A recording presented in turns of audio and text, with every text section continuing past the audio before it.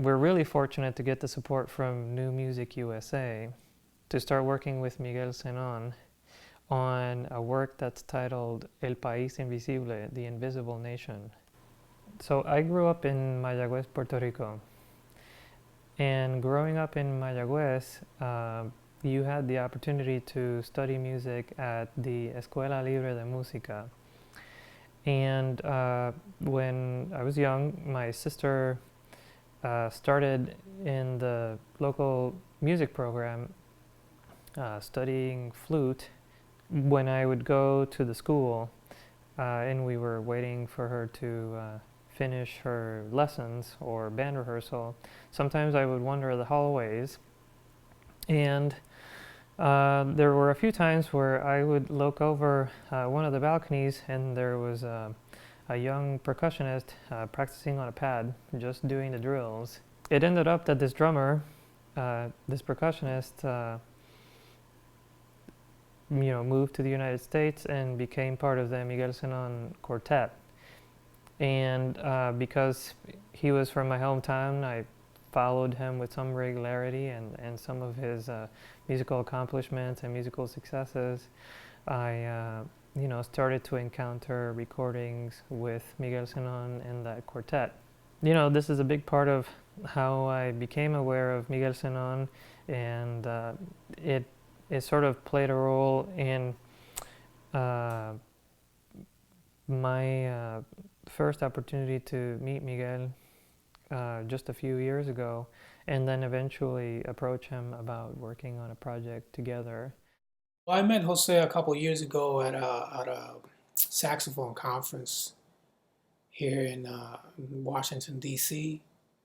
He had reached out about collaborating during the conference, maybe playing a piece together. I believe the piece we played was La Borinqueña, which is the Puerto Rican national anthem. And we sort of hit it off right away. We stayed in touch after that. And then he reached out about the possibility of me writing something for Tres. Initially, I never thought that looking over the balcony and making an observation on a percussionist who was just there practicing what seemed like endless hours would lead to my sort of coincidentally bumping into one of the most successful Puerto Rican saxophonists, and then eventually having the opportunity to work with him on this project.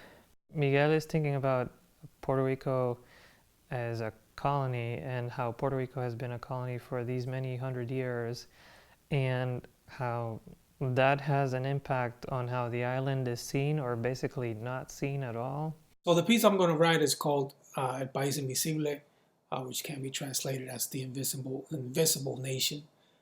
Is sort of built around this fictional tale, semi-fictional tale about an island that sort of floats aimlessly in the sea, with a status that's sort of torn in between being colonized by the most powerful empire in history and trying to connect with its neighboring country. And obviously, this is all based on the current political status of the island of Puerto Rico, where I'm from.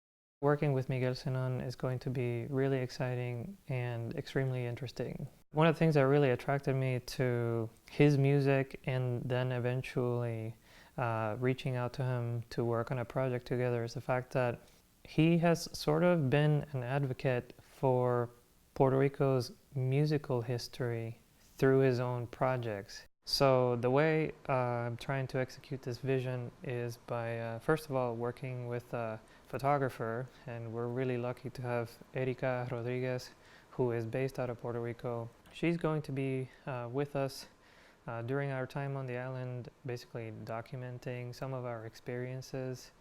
And on top of that, we're going to try to document some of our conversations with community organizers or members of the community or community leaders, and create some video documentaries of the time that we're spending there.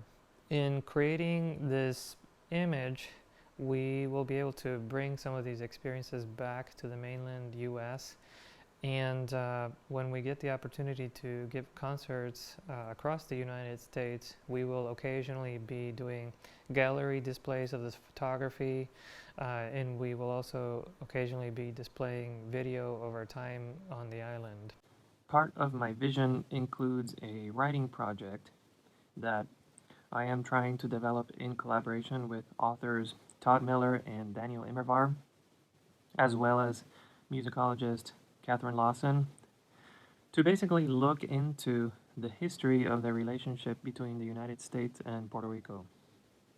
What we're going to do is develop a writing component that can be used in place of traditional program notes or liner notes throughout our performances next year and beyond, so that our audiences in the mainland United States and throughout our tour can read a little bit and better understand how we got to the point where we are.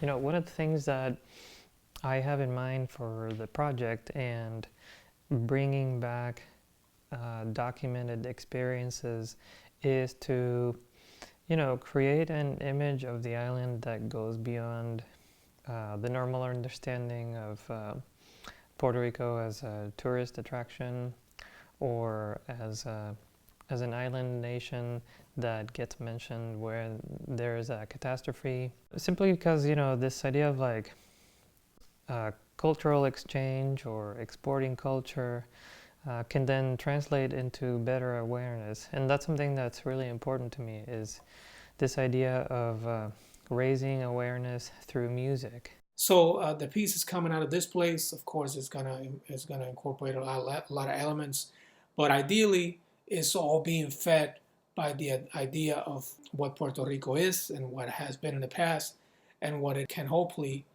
become in the future. I'm definitely looking forward to the collaboration.